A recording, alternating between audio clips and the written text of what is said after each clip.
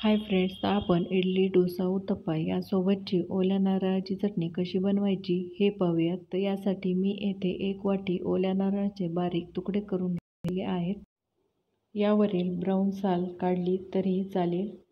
1 हिरवी मिरची, अर्धा इंच अद्रक, 1 लसणाची पाकळी, अर्धा चमचा जिरे, 1 चमचा मीठ, 1 चमचा दही व लागेल तसे पाणी टाकून याची मिक्सरमध्ये बारीक पेस्ट करून घेऊयात.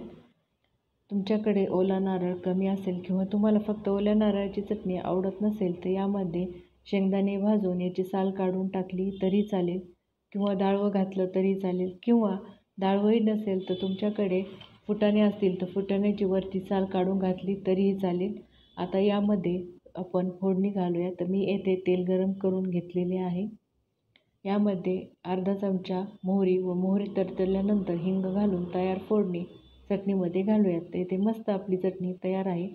ही झटपट चटणी तुम्हाला कशी वाटली मला कमेंट करून नक्की सांगा. परत भेटूया अशाच नवनवीन व्हिडिओमध्ये. तोपर्यंत धन्यवाद.